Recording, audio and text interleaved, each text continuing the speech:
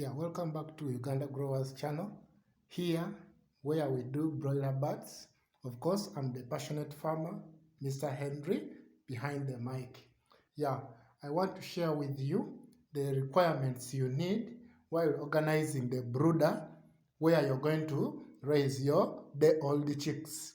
And in particular, we are talking about our broilers. But of course, this one applies to even local birds, the Sasso breed, they mention them all.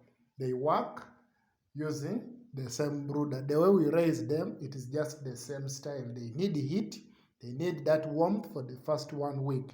So stay around. I'm going to share with you the few things that you need while organizing yourself to receive your day-old chicks.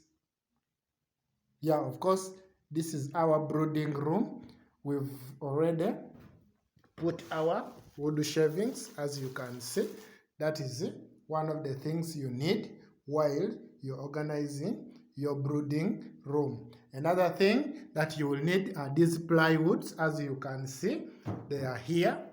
These plywoods will help you to avoid corners on the sides. Of course, this room, as you can see, it has corners. So if you just leave those corners, these birds have a system of compiling themselves in one corner, and in the process, you get a lot of mortality rate. So you use these plywoods to help you avoid them from dying as they squeeze in one corner.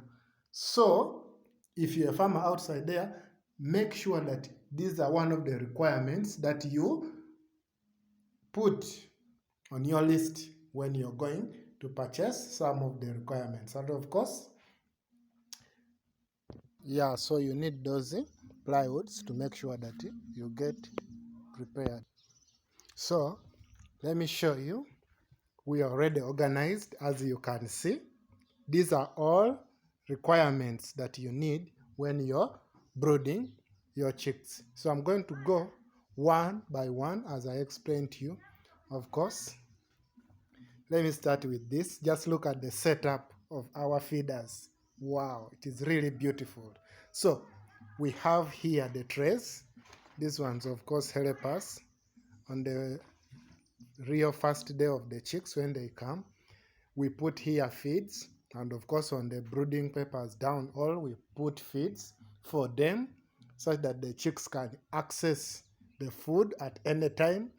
Of course, just look at these feeders. We've washed them, we've cleaned them, and we've even disinfected them. We've made sure that there is no any sickness on it. Okay, so you disinfect them and leave them to just wait for the day when they are going to be used. Yeah, so this one helps you to avoid sickness in your chicks. Of course, when they use data feeders, they will get coccidiosis. Yeah, and another requirement that you need is this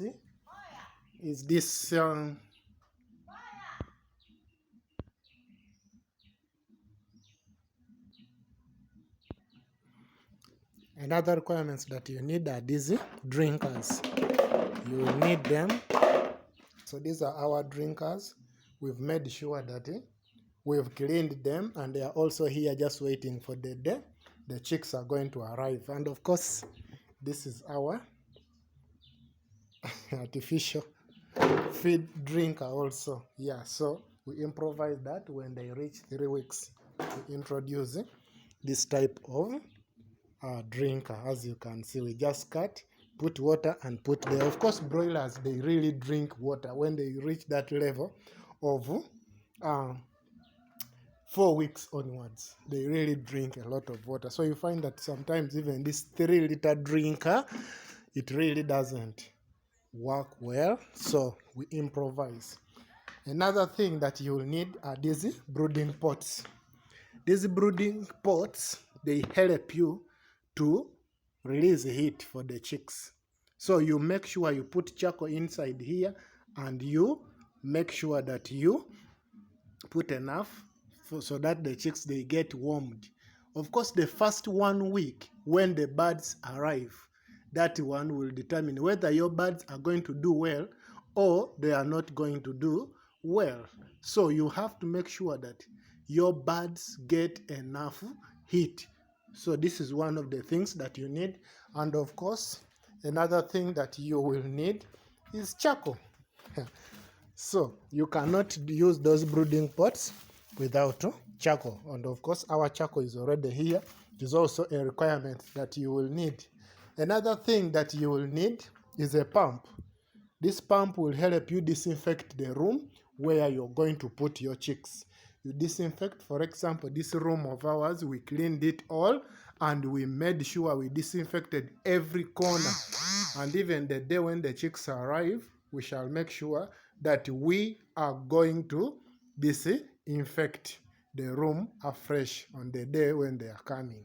So you need this pump to be at your farm such that disinfecting the room is necessary. Of course, we have here different sacks.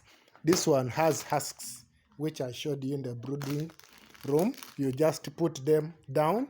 The chicks, of course, we use a deep litter system here at this farm. So you need to make sure that you put enough husks, okay?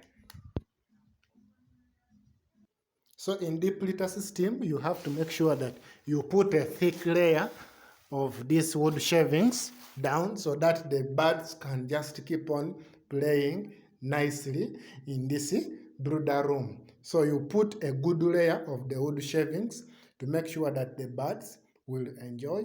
When they poop, the poop will be absorbed within these husks, and you will find that you don't get stressed with coccidiosis and all that. What you do, you just keep on turning the litter and the rest will be just good to go. Yeah. So another thing that you need are brooding peppers. See, these are brooding peppers. We have quite a lot, which can run and it will even remain. Yeah, so these brooding peppers we put down for the chicks. You know, when the chicks come on the first day, they don't know how to differentiate between the feeds and the litter. So you make sure that you get this and put them down so that the birds will stay safe. They will not eat the husks, and when they eat the husks, they will die. So you make sure that you don't make losses. You put this, some people use newspapers, some people use tarpaulins, they lay them down. So you use the available resource so that you may do the work well. And another thing is the weighing scale. For us, we have here an electronic digital weighing scale. Actually, it is a digital weighing scale. It helps us to track the weight of our chicks from day one to the day of selling them. So you need to have this weighing scale so that you may know how you're progressing. Don't just do the business blindly. Of course, these birds, once you weigh them, you will know whether you're feeding them well or you're not feeding them well. So you have to be with this digital weighing scale. And then the other thing are feeds. For us here, we use Harris feeds. Of course, these are broiler starter crumbs from 0 day to 14 days. So they eat this for 2 weeks. And of course, this is a 50 kilograms with the 10 kilos. It should be enough for 1 week. Food, when you're stocking food, don't overstock food for like a full month. You stock food for a short period. Normally, we recommend people to stock food for 3 days, and then again you stock more food for another 3 days. But if it is for the worst, then you stock it for 1 full week only, and then you again bring afresh. So these foods are going to serve for a week, and of course it will be enough. Another thing that you need are gloves. Sometimes when you're working in these things, you need to have these gloves. You never know. Anytime you might need to touch droppings of the bird, so you use that. Then the other thing also that you will need is right here. We have like our first aid kit. You will need all these Okay, so this is our first aid kit. We have this is what we use as a chick starter. It is a multivitamin. It helps these birds to get instant energy when they come. Of course, when they arrive, they have traveled for a long journey. So when they come, they really need glucose. And then, of course, we have amprolium, just in case coccidiosis comes. Those are the sicknesses which disturb birds. And then floxinol, floxinol, yeah. So this one also helps them when they get cough and flu. Yeah, so you need to stock this medicine once you're doing this business. And of course, we have jik, which we use as a disinfectant together with this pathokill. So we use this combination. Sometimes we apply even omo, so we get a good combination of a disinfectant. So when you're outside there, please, you have to at least stock medicine that will also help you to avoid sickness on your farm. So friends, if you're outside there and you're doing this business,